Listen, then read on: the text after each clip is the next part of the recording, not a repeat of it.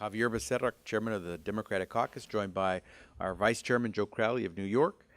We just finished a meeting of Democrats here in the House of Representatives where we were joined by representatives from the Obama administration, principally the Chief of Staff of the White House, Mr. Dennis McDonough. We were briefed by several of our members on committees of jurisdiction on legislation coming before the House this week, specifically the Department of Defense reauthorization legislation. We spoke a little bit about the issues involving the Veterans Administration. We spoke a bit about the latest developments on the negotiations with Iran on trying to avert any nuclear development that goes beyond peaceful means within the country of Iran. And we talked a bit about the most recent developments in many places around the world where the U.S. is engaged, Afghanistan, Ukraine, and so forth. It was a very good discussion on a number of very substantive topics. And we started the entire meeting by recalling that almost to the day, 50 years ago, President Johnson spoke about the Great Society and all the efforts he undertook to try to make America a better, safer, more prosperous place for everyone who lived here. And it doesn't escape attention that during those mid-1960s, that session of Congress that worked with the President of the United States, Lyndon Baines Johnson in those days, is now considered the most successful, the most productive Congress in the history of the United States of America. Back in 1965, 66, 67, in those years, Congress actually passed 170 significant pieces of legislation, not just passed out of the House or passed out of the Senate, but actually enacted into law and got signed by the President. 170 pieces, major pieces of legislation, not least of which, of course, was Medicare, which now helps so many seniors, tens of millions of seniors in this country, make sure they have quality health care that they can afford. Obviously, you fast forward to the present, and you got to wonder what's going on. We have probably the most dysfunctional Congress we've ever seen. Here in the House, under the Republican leadership, we find very little being accomplished. You take a look at the fact that we have gone some 3.5 years without doing anything over these last two sessions, close to two sessions that House Republicans have been in the majority. That means that for the last 144 days, House Republicans have ignored Americans who are out of work through no fault of their own and have lost their emergency unemployment insurance and would like to be able to get out there and get back to work. Some 2.8 million Americans who can't even get a single vote out of the House of Representatives to match what the Senate did so that we can finally help those Americans who are without work through no fault of their own. It's been over 327 days since the Senate passed bipartisan immigration to fix our broken immigration system, and in those 327 days, not one single vote have we seen out of the House of Representatives to try to get our economy moving by fixing that broken immigration system. We haven't seen a vote yet here in the House on doing something important to tens of millions of Americans, raising the minimum wage. We can't get a single vote on raising the minimum wage. Republicans haven't done anything about finally getting our highway trust fund back in order so that all those communities back home, whether it's in a city or a county, can actually fix that road, rebuild that bridge, do all the things that we expect to be done when we go to the gas station, put gasoline in our tank, and pay the gas tax to make sure that money comes back to rebuild America. Not a single vote yet, and that trust fund, if we don't do something very, very soon, the next couple of months, will run out of those funds to be able to keep all those projects going and all those Americans who are doing the work to rebuild employed. And finally, we know that House Republicans seem to want to avoid a vote to try to help women be able to not just survive in this economy, but prosper. We can't get a single vote in the House of Representatives to make sure that there is equal pay for equal work for any American, regardless of your gender, regardless of your background. Equal pay for equal work is something no American would disagree with.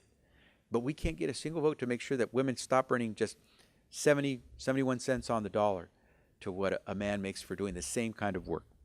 All those things are pending, and we can't get to those votes. We're ready to work. We would love to see a replication of what we saw 50 years ago with President Johnson, where we had not just this idea of a great society, but the sense that we could be the most productive Congress in the history of our country. But instead of voting to increase the minimum wage, instead of voting to restore the Highway Trust Fund to put Americans back to work, instead of fixing our broken immigration system to put Americans to work and fix our economy, instead of helping those 2.8 million Americans who are without a work through no fault of their own by providing them with their emergency unemployment insurance, what we're getting instead is the 8th investigation on Benghazi. And while we certainly want to make sure that we do everything we can to make sure that a situation like Benghazi never happens again, because never again should we see 4 brave Americans perish while they're in the service of their country. We've seen millions of dollars spent over the last year and a half with over, as I said, 7 investigations. We have seen over 25,000 pages of documents provided during those investigations, more than 13 hearings, more than 50 briefings. Yet, rather than focus on the economy and jobs, House of Representatives and the Republican leadership seems to be focused on Benghazi. And not just Benghazi, the issue, but Benghazi as a fundraising tool. Unfortunately, what we're finding is that it appears that Benghazi is being used not so much to try to discover any new evidence, but what we find is Republicans are using it as a fundraising tool as they go out there and raise campaign cash. In fact, just last week, the chairman of one of the committees that did one of these investigations on Benghazi was quoted as saying that talking about Benghazi is fair game. I think we're here to tell Chairman Darrell Issa, Mr. Chairman, Benghazi was not a game. Those Americans who perished were not engaged in a game. They were serving our country.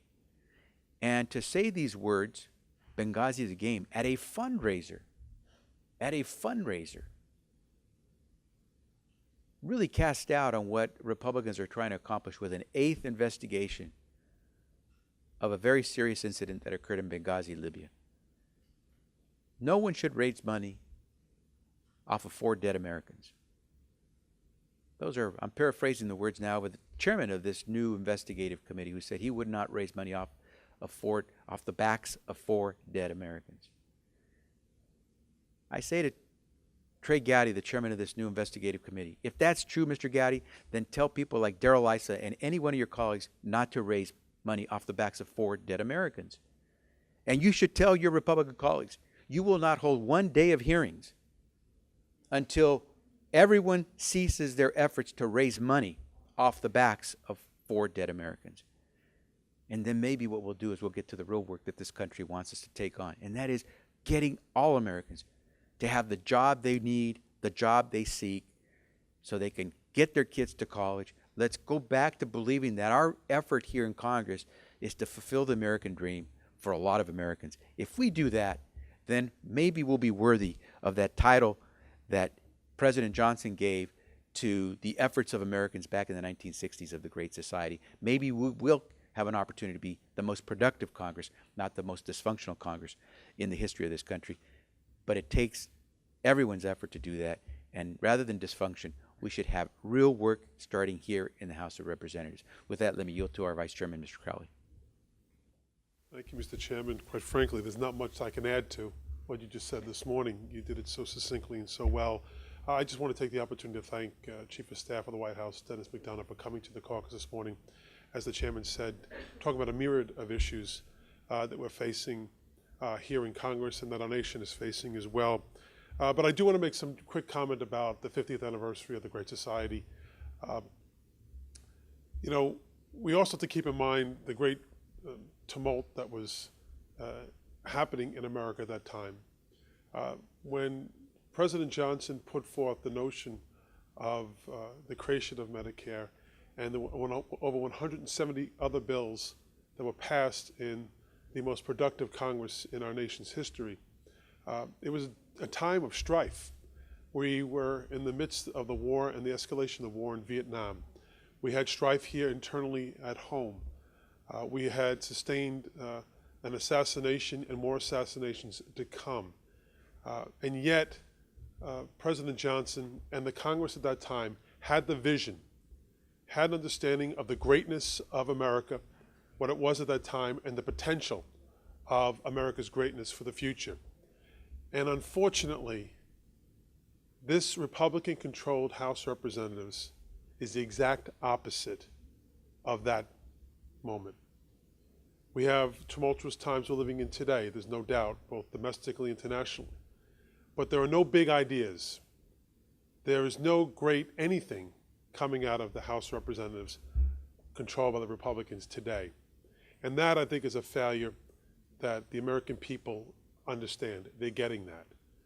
It's not too late.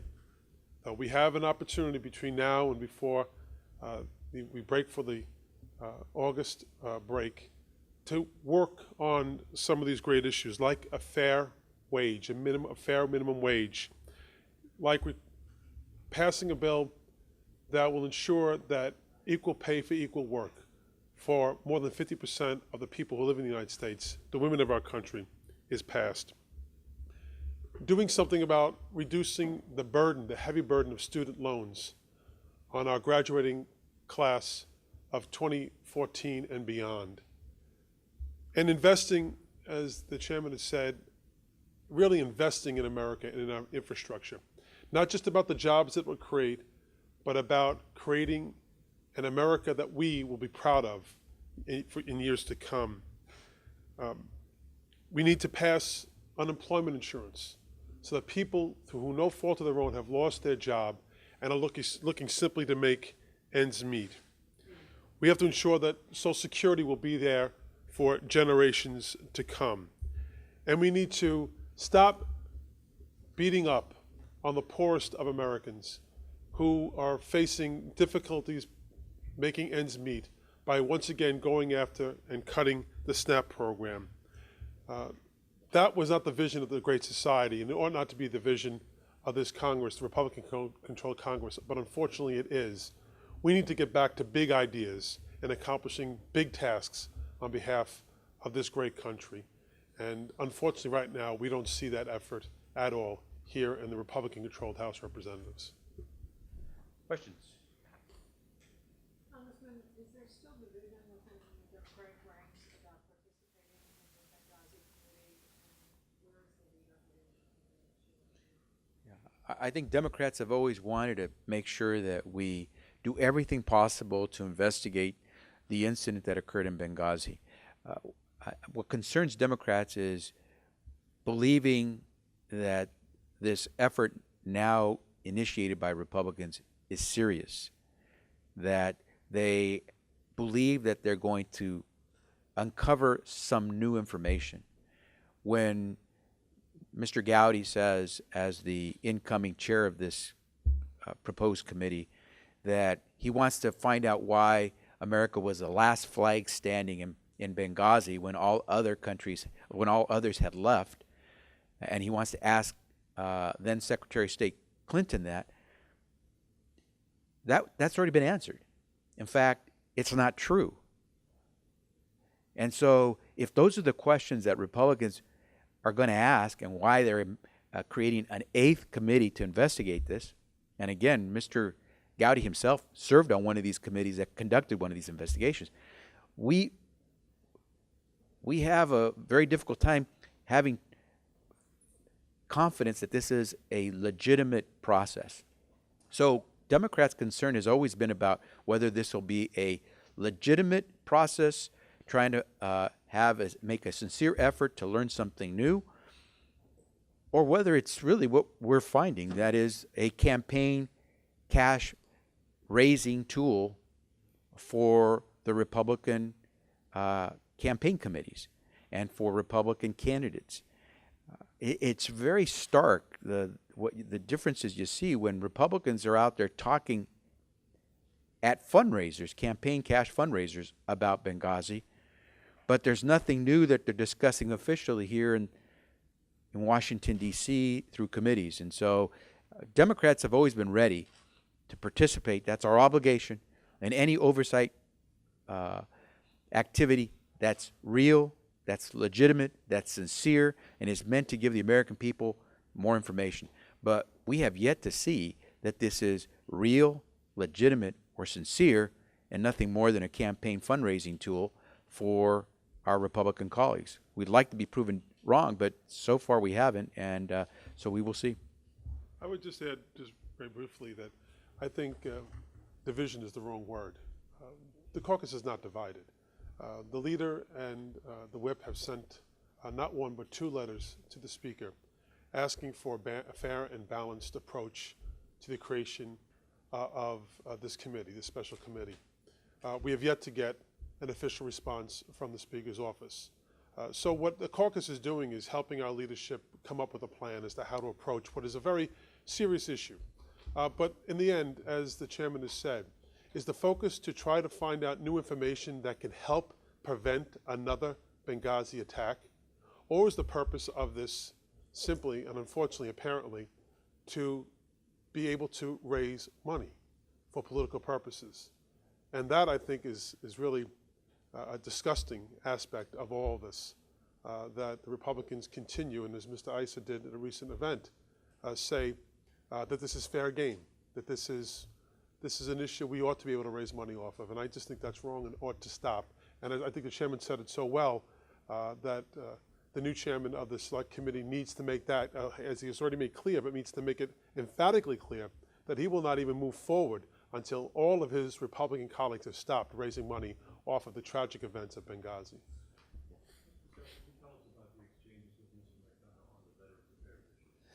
Yeah, he mentioned how the president is on this, that the president, probably more than anyone you can think of, has said to his administration, we're going to get to the bottom of this. We're going to make sure we understand what's going on.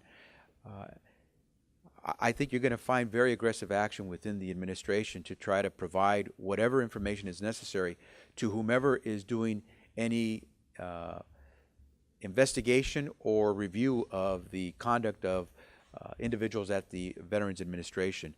He also mentioned, of course, that we have to remember that over the past 5 years, we've added 2 million vets to the VA system.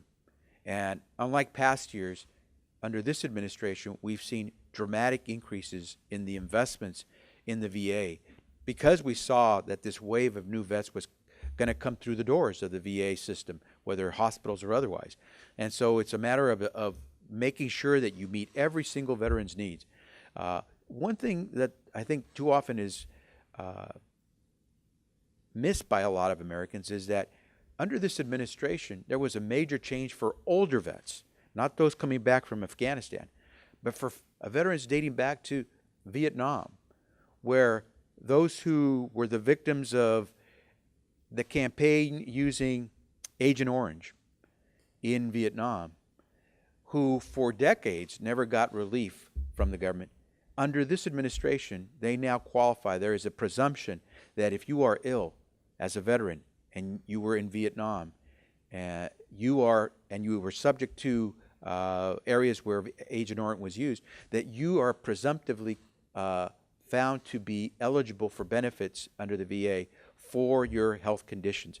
That was not the case prior to Barack Obama being president, and that is something that has brought in a whole lot of vets into the system, and rightfully so. I think a lot of us were not only pushed for that with President Obama, but we're relieved that finally these aging vets finally are getting the services they need. And so I think the message from Dennis McDonough is he hears us, he understands that we want to see things move as quickly and as aggressively as possible, and we also want to make sure that it's clear that we don't want this to be turned into another political tool of others so you can raise campaign cash off of our veterans. Let's get to the work together. There should be nothing partisan about this, and we should get to work to make sure that our veterans who've served our country and to whom we owe our lives get everything they deserve in terms of services.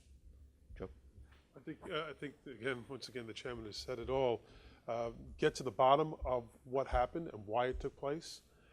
Secretary Shinseki has said that that's his goal, as well as the president's and the administration's. This should not be about casting blame as much as about finding solutions to the problems and fixing them. And again, once again, not using this for political fodder and a gotcha, as opposed to fixing the problem and making sure that every veteran who has returned from whether combat or non-combat related illness is seen to and is taken care of. That's the debt that we owe them as a nation. You know, the reality is that, as the chairman said, we have more veterans flooding into the system now, and they need to have the attention that they deserve. But they also need to have the resources put in place to ensure that they have that attention. You've got to accept the pressure to expedite in a life or death situation that we saw in Phoenix. It's not just getting it done, getting it done swiftly. Did you accept that pressure? I don't think there's any doubt that this administration wants to make sure that any vet gets the services he or she deserves swiftly. That goes without saying. I should mention one other thing, and then Mike will go to you. We need to do this right now because we know we're going to have a continued wave of American soldiers who are going to come back and become American veterans. And so it's not as if this was a momentary blip where all of a sudden we see a lot of new Americans who are veterans and then it's going to go back down. No. We know that because of the phenomenal service we've gotten over the last more than 10 years from Americans who put on the uniform, that we're going to continue to see a large number of American veterans. And because of the technology that allows so many of our veterans to today survive, whether it's because of the equipment and the protective armor they have now, or whether it's because of medical technology that so many Americans who would have died on the battlefield before are today coming home alive but hurt, we know that the Veterans Administration is going to have a lot of work ahead of it. And so this is not a time to just momentarily try to address the needs of veterans, but to recognize that we're going to be dealing with this for quite some time, especially as you think about it, not just on the side of the physical aspect of a health condition, but the mental side as well. And so I think the president, Dennis McDonough made it very clear, the president is going to be on this. And that's good because I think all of us want to be on this as well. Mike, did you have one? Yeah, on that topic, we're hearing a lot of frustration out of the caucus this morning that it has reached this point, that it was able to come this far. Wondering how deep that frustration is within the caucus. There is a sense that there was neglect either by the agency or the administration that it has become this far. No one wants to learn about a situation through the news, especially if you're a congressman or woman who has the obligation to represent people.